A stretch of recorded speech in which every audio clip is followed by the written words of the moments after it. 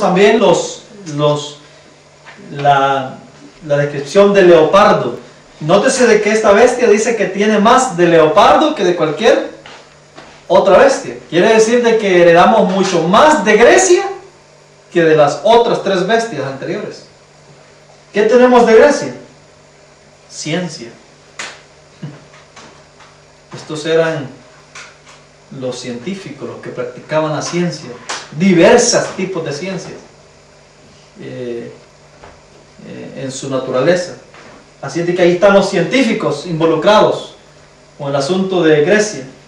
La ciencia de la medicina, su origen es griego, es decir, son ellos los que la implementaron. ¿Me voy a entender? Sí, los griegos, la ciencia de la medicina, autores de eso. Quiere decir que ahí están hospitales, ahí están los hospitales, ahí están enfermeros, enfermeras, médicos, médicas, y de todo tipo de rama que tenga que ver con el asunto de la medicina. La ciencia que mete las matemáticas también, o vas a sacar los dos. Sí, la ciencia, envuelve todo. Matemáticas, ¿no? Sí. Ahí están las matemáticas, su origen es griego también, es decir, viene de ellos.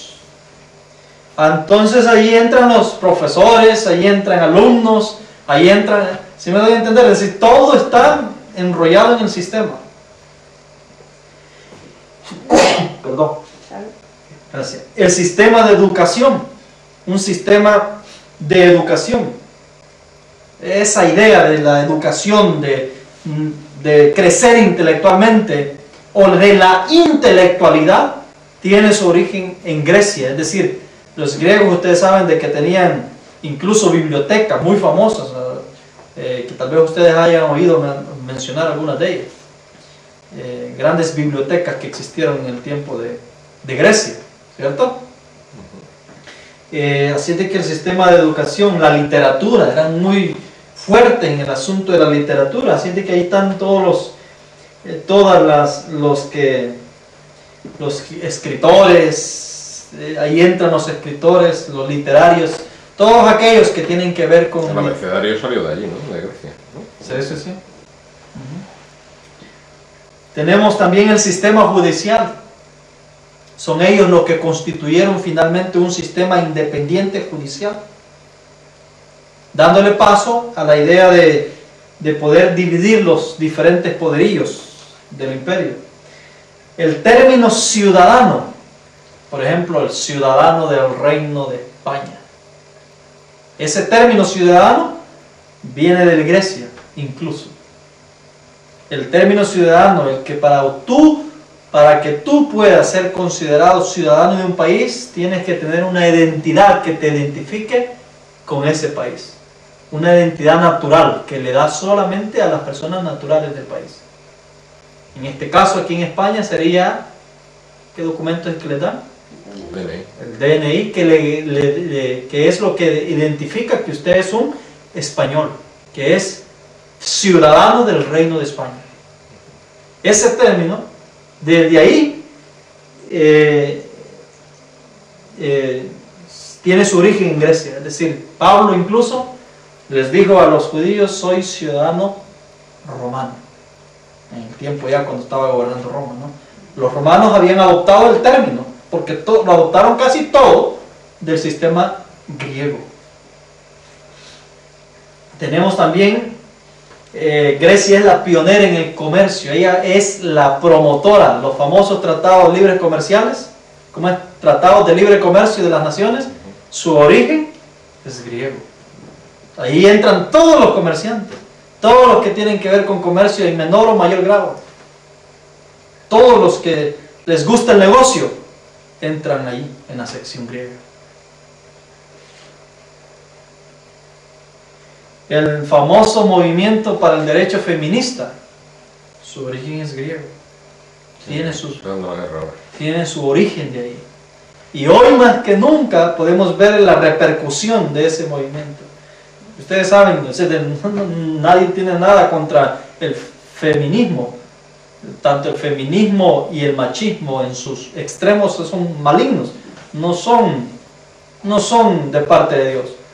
Entonces, ese derecho o ese famoso derecho entre comillas feminista, su origen lleva también en Grecia. El famoso sistema democrático fue engendrado en Grecia.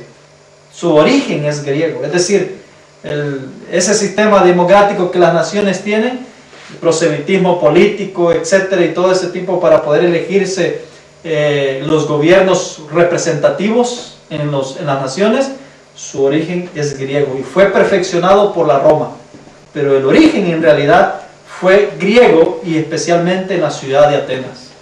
Allá donde Pablo, ¿se acuerdan? Fue a discutir, donde Pablo fue a dialogar con los atenienses. Allí es prácticamente donde surge la idea de la democracia, ese sistema democrático que muchas naciones profesan tener. ¿Usted quiere saber si los deportistas no están aquí metidos? Todos los que practican el deporte tienen su origen en Grecia. Practican un juego griego. Son los griegos los promotores del deporte. Pablo incluso en el tiempo de él dijo, ya hablando de las Olimpiadas, dijo, ¿no saben que los que corren en los estadios corren por un trofeo terrenal? Y empezó a dar, ¿no?, la práctica del tiempo de él. Es decir, ya era práctica. Los juegos por competencias. Generalmente los deportes y las competencias surgen en honor a Zeus, el dios principal de los griegos, de la mitología griega. Entonces, y en honor a él se desarrollaban esos tipos de deportes, ese tipo de entretenimientos para poder honrar al dios griego, a ese dios principal.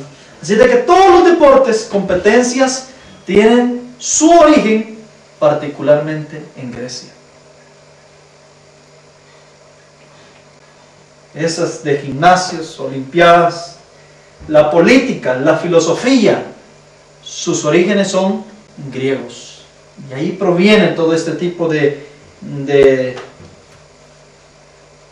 el arte y el teatro, que ahora en día se le llama Hollywood o Netflix, que es lo que porque ya estamos modernizados, ya no es como antes que había que ir a hacer show así en vivo. No, ahora cada quien puede tener su show en su propia casa, cada quien puede hacerlo en su propio teléfono, en su propio celular, su propia computadora, ver los shows, porque Hollywood es la máquina reproductora de todos esos cuadros teátricos. Obviamente ya modernizados, ¿no? Estamos ya en una generación en la máxima expresión de todo este sistema antiguo. ¿Me explico? Todo eso para que la gente no salga al campo ni tal, ¿no? Entonces ahí está el arte, el teatro, su origen es griego. También tenemos la arquitectura, los arquitectos, los que creaban esos grandes templos en honor a los dioses de la mitología griega. La idea de crear grandes santuarios, grandes estructuras sobre el imperio, todo ese origen es griego. Pinturas artísticas, los pintores, cuadros, como ese tipo de dibujos. La cultura sale ahí, ¿no? En Grecia. ¿La qué? La cultura. Esculturas, sí. Entonces, todo ese tipo de cosas, su origen es griego. O sea, así de ahí se encuentran los artistas, los arquitectos, los artesanos, los actores, la política, políticos, gobiernos, etc. El alfabeto occidental, la geometría, todo viene de origen griego. Incluso las estructuras de mármol, de ladrillo, ¿cómo se llama este? Las baldosas. ¿Cómo? Baldosas. Las baldosas, etc. Todo viene de origen griego. Y podríamos seguir la lista. Solo he dado unas pinceladas de algunos orígenes de Grecia. Entonces, hermanos, nótese pues, aquí en cada una de estas cosas estamos involucrados. Si no estamos agarrados por allá, estamos agarrados por acá. Si no nos agarra por el otro lado, nos agarra por detrás. Y ahora la Roma, la bestia indescriptible, que también está representada por los cuernos.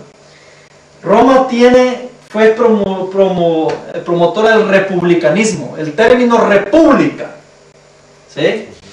Los conocen ese término. El poder en el pueblo en vez de los emperadores. El poder en el pueblo. Claro, el poder republicano, es decir, el sistema republicano viene de Roma particularmente. El calendario en sí no viene de Roma, pero fue sistematizado en Roma. Pero en realidad proviene de Grecia. Pero lo hemos puesto aquí en Roma porque son los que lo ampliaron, lo sistematizaron, lo pusieron más extenso. Los escritores y el término escritor e historiador, o decir, que escribían la historia o creaban historias o novelas, como así se le llama, en otras cosas también, entre otras cosas, se perfecciona en Roma, o tiene que ver con Roma. El cristianismo también tiene sus orígenes con Roma, o por lo menos cuando Roma gobernaba, es decir, bajo el gobierno de Roma es que el cristianismo surge en este planeta Tierra. Los circos de diversión, esos famosos circos que hacen shows, sus orígenes son romanos. Roma no tiene mucho quizás que heredar, pocas cosas que heredar, porque todo lo que ellos practicaron en realidad era todo lo que Grecia había establecido. Recordando de que Roma era más greco-romana, es decir, era más griega que de Roma solamente la ciudad, es decir, el nombre de la ciudad donde estaba fundado el gobierno de ellos. Pero todo el sistema que poseían era más que todo griego. Ahora, hermanos, la pregunta es, ¿quién puede hacerle frente a todo este sistema? Si queremos ver la religión, si queremos encontrar a los religiosos, están ahí en las cabezas. Si queremos encontrar políticos, gobiernos, funcionarios, etcétera, naciones, están en los 10 cuernos. Si queremos buscar ciencia, está en Grecia. Si queremos buscar a los matemáticos, a los profesores, también en Grecia. Si queremos buscar la educación, en Grecia. Es decir, todos nosotros, por ejemplo, fuimos educados con un sistema griego. Y tuvimos que pasar por escuelas públicas, bajo el sistema griego, donde te enseñan filosofía, donde te enseñan mitología, donde te enseñan cosas absurdas, incluso hasta evolución y ateísmo. ¿Sí? Entonces, todo ese tipo de cosas lo hemos tenido que pasar. Entonces, de una u otra manera, ya sea por nuestras televisiones, por nuestros aparatos de celular, por nuestra incluso identidad que tenemos ligada con los gobiernos que nos controlan a través de ella, todo ese sistema nos tiene controlados. No hay habitante de la tierra que se escape de eso. Entonces ahí la pregunta del profeta: ¿quién puede luchar contra esta bestia? Además, hoy en día te quieres ir a vivir al campo por tu cuenta y no puedes tampoco. No puedes, y te controlan siempre. Tienes que estar ahí pagando el terreno, tal. Te controlan. No sé que tengan tanto el metro, no puedes vivir allí y fijarte una casa. No hay habitante de esta tierra que no esté controlado por los gobiernos y que no sepa quién sos, quién es tu familia, no sepa nada de ti. No hay habitante. Te vas a un sitio y te mete ahí el nombre y dice, vale. Número de identidad, ahí sale todo tu expediente. Es decir, tú ahora mismo buscas en Google, por ejemplo, yo qué sé, una soldadora. Estoy buscando una soldadora. Y eso queda registrado ahí. Cada vez que abres el teléfono te empiezan a salir anuncios de soldadoras. Y dices tú, ¿cómo saben esta gente que yo he mirado tanto? Te pone esto. Que lo han visto y sí, ya saben lo que entonces, quieres. la pregunta es, ¿quién puede hacerle frente al sistema? Para Dios poder desligar de este sistema a los fieles, es que Dios necesita crear su propio sistema. Por eso te he dicho que el teléfono. ¿Qué lo quieres tirar? A veces lo quiero. Ya, pero entonces, ¿qué es lo que hace cuando veamos la siguiente bestia que viene? ¿Qué es lo que hace la bestia de 2 cuernos para someter a la humanidad? la bestia de dos cuernos hace una... hace uso de este sistema Sí. para someterte a ti a la voluntad de ella. Eso es lo que hace la bestia de dos cuernos. Porque esta bestia es global, la de dos cuernos es local, pero tiene poder. Es ella la que tiene el poder. ¿Me explico? Y controla el sistema.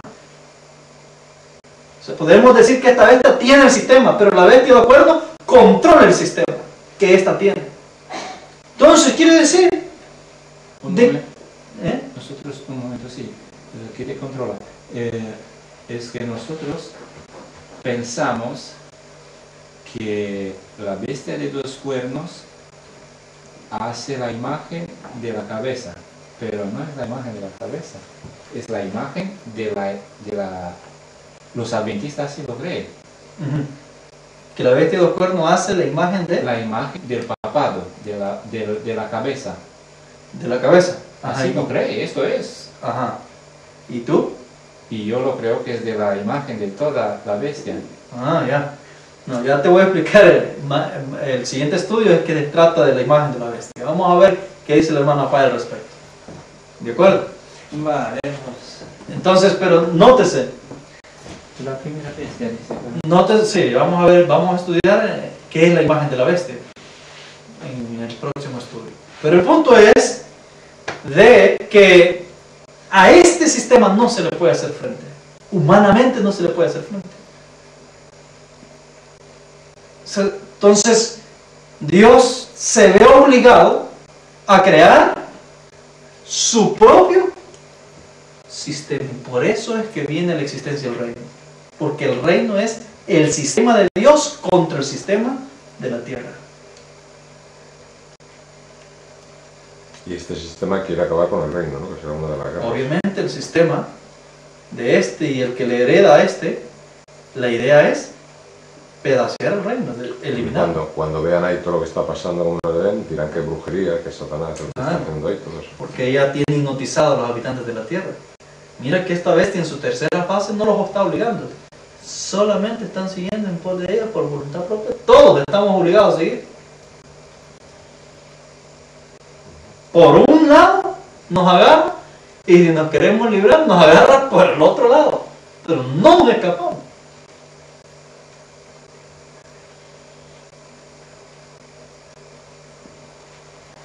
Y aquí es donde está el gran engaño. Me lleno de tristeza, Servicio Cristiano, página 49, cuando pienso en nuestra condición como pueblo. La iglesia ha dejado de seguir en pos de Cristo su líder y está volviéndose firmemente hacia Egipto. Ese es el engaño de nuestra iglesia. Que nuestra iglesia cree que va siguiendo a Cristo inconscientemente y no se ha dado cuenta que a quien está siguiendo es a Satanás. Es a esta bestia. El mensaje de la iglesia de la Odisea, Joya de los Testimonios, volumen 1, página 327. El mensaje a la iglesia de la Odisea es una denuncia sorprendente y se aplica al actual pueblo de Dios.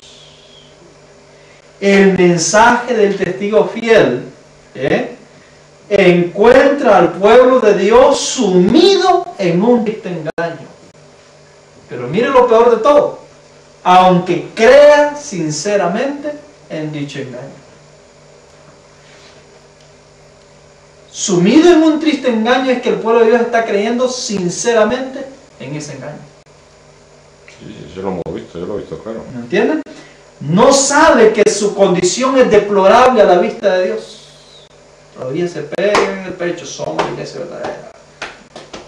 Si alguien viene con un mensaje verdadero, dice, No lo acepta. hay engaño. Esto es engaño. No sabe, dice, que su Ya te lo dijo, condición... no quiero más luz. No queremos más sabe luz. que su condición es Madre mía. deplorable a la vista de Dios. Y aunque aquellos a quienes se dirige el mensaje del testigo fiel se lisonjean de que se encuentra en una exaltada condición espiritual, dicho mensaje quebranta su seguridad con la sorprendente denuncia de su verdadera condición de ceguera, pobreza y miseria espirituales. ¿Cuál es nuestro peor engaño? Que creemos que vamos detrás de Cristo cuando en realidad estamos detrás de una vez que nos está hipnotizando para llevarnos a la perdición. Ese es el peor engaño, y aún no obstante con eso, creemos sinceramente en ese engaño. Creer sinceramente en este engaño es que decimos, sí, es verdad, estamos mal, pero es verdad, la iglesia está mal, pero Dios es amor, Dios nos ama. Y dicen una verdad... Dios está con nosotros. Sí, Dios está con nosotros. Etcétera. Y dicen una verdad mezclada con una mentira. Está con nosotros. No, eso es verdad, claramente verdad que está con nosotros, como ha sido con el pueblo de Israel cuando lo sacó de Egipto. Y tiempo de 40 años ha sido con ellos hasta que se ha ido. Así mismo. Así es de que en lugar de ir rumbo a Canaán, va rumbo a Egipto. Debería de ir a Canaán, pero va rumbo a Egipto. Una ola de mundanalidad invade a la iglesia, trayendo consigo sus costumbres, sus prácticas y sus ídolos. Ay, ¿hasta qué grado esa amistad del mundo que es enemistad contra Dios? La iglesia se encuentra en su estado laodicense y la presencia de Dios no está en su medio.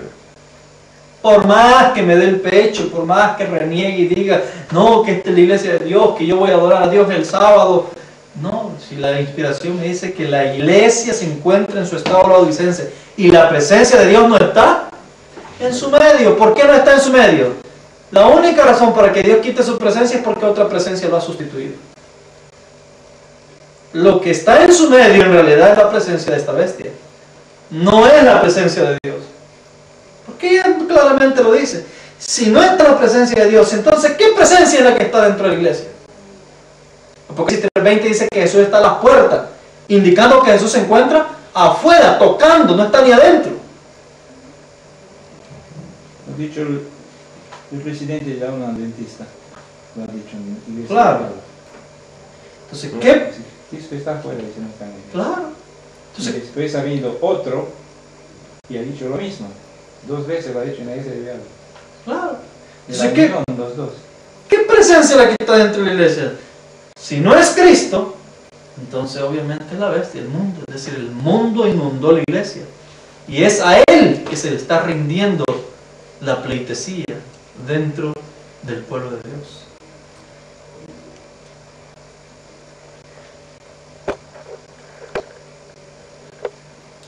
Dice la inspiración que si la presencia de Dios no está en su medio, y si la presencia de Dios no se encuentra dentro de la iglesia, dice, sin la presencia del Espíritu y el poder de Dios, será en vano nuestra obra de presentar la verdad a la gente. ¿De qué sirve? ¿De qué sirve querer traer paganos a la iglesia adventista?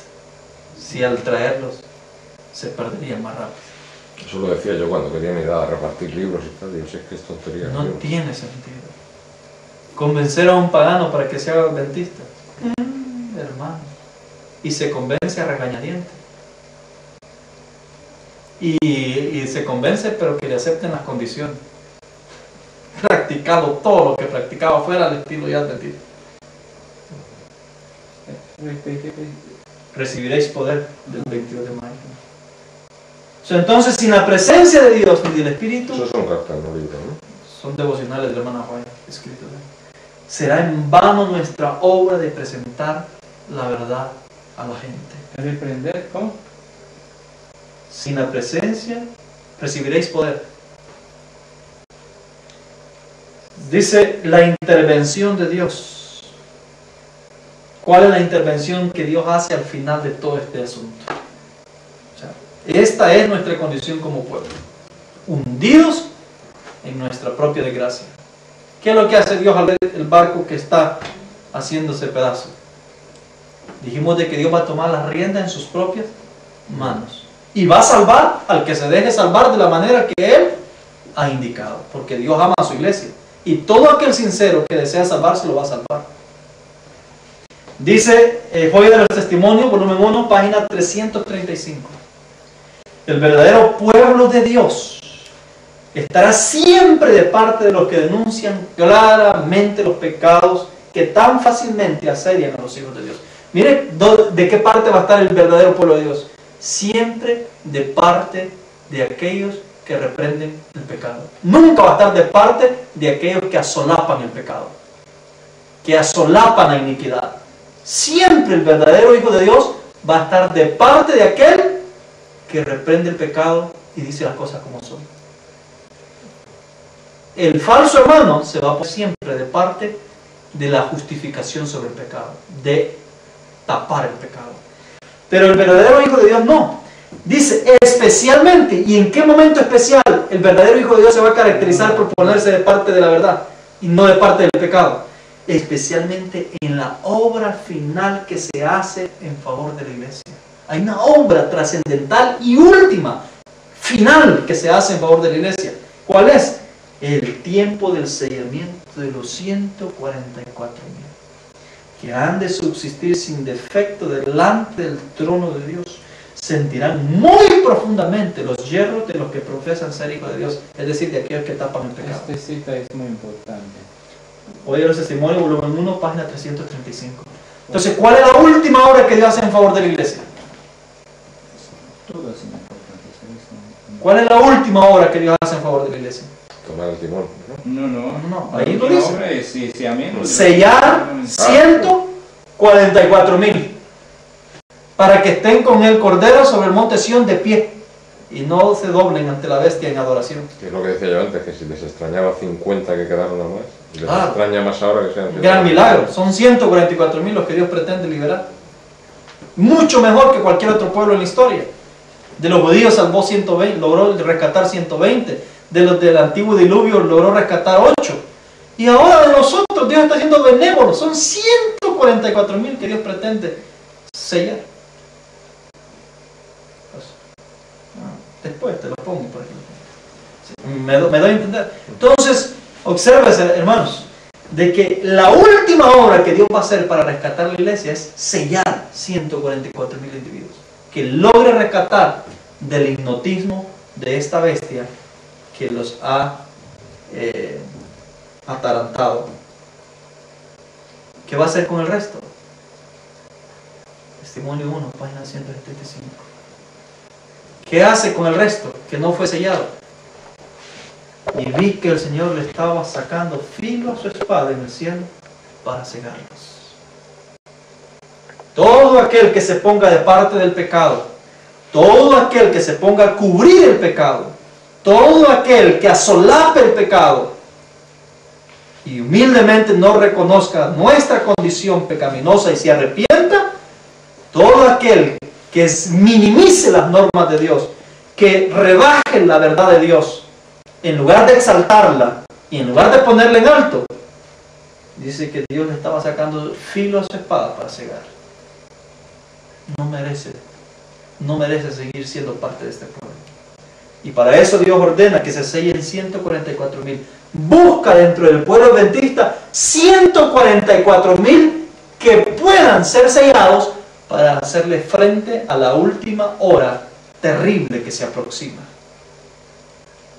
cuando aparece la bestia de 2 cuernos hablando ya como dragón.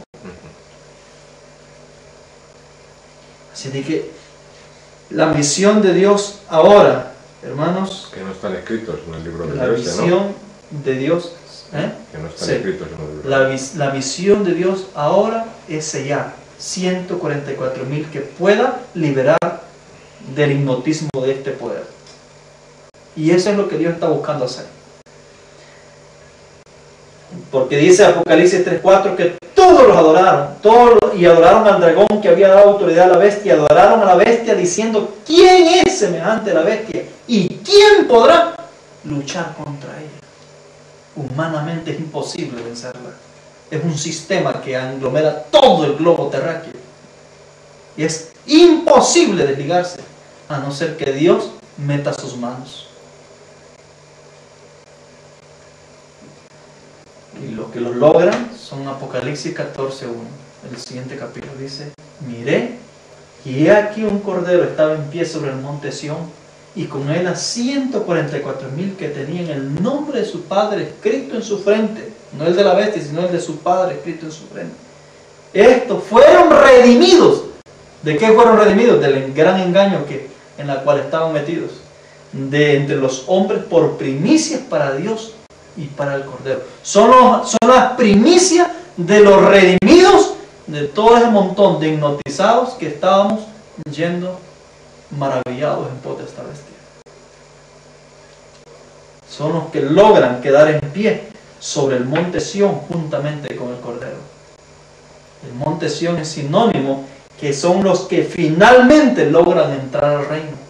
Logran finalmente constituir el reino de Dios en esta tierra y dar inicio al reino eterno de Dios. Por eso es que el que venciere, yo le daré que se siente conmigo en mi trono. De los laodicenses que venzan, Apocalipsis 3:21, yo le daré que se siente conmigo en mi trono. No es algo poco lo que Dios ha ofrecido. No ha ofrecido a los laodicenses, no les ha ofrecido el reino, a los que sobrevivan vivos. A los laodicenses les ha ofrecido el trono. ¿Saben cuál es la diferencia entre el reino y el trono? El trono es donde está la corte real de Dios. El reino es donde están todos los súbditos. El trono es donde está el epicentro del gobierno de Dios. Quiere decir que estos laodicenses que venzan, se les entrega el trono, nada más ni nada menos que el trono, no solamente el reino, sino el trono. Quiere decir que serán reyes y sacerdotes que reinarán con Cristo desde el trono permanente de Dios, de ese reino que Dios va a restaurar. Digo que tendría la categoría como la que tenía Satanás en el cielo, Lucifer, ¿no? No, porque estaba en la corte también de Cristo. No, bueno, la posición que Satanás tenía era que era director de los ángeles del cielo, que la ocupó Gabriel. Estamos hablando del reino de la tierra, es decir, del reino que Dios restaura en esta tierra. ¿Sí me explico? Entonces dice, al que venciere yo le daré que se siente conmigo en mi trono, así como también yo he vencido y me he sentado con mi Padre en su trono. Es decir, el Padre tiene su trono en el cielo, y el trono de Cristo al cual está haciendo referencia es el trono de su reino que Él pretende instituir en este planeta por testimonio a todas las naciones. De ese reino es que estos laodicenses que logren vencer tendrán la oportunidad de sentarse en ese trono como gobernantes y reyes. Por eso los 144,000 que son los laodicenses que logran vencer están con el Cordero sobre el monte Sión. ¿Sabe qué era el monte Sión? El monte Sión era el monte donde estaba el reino davínico, el reino de David, el epicentro del gobierno davínico.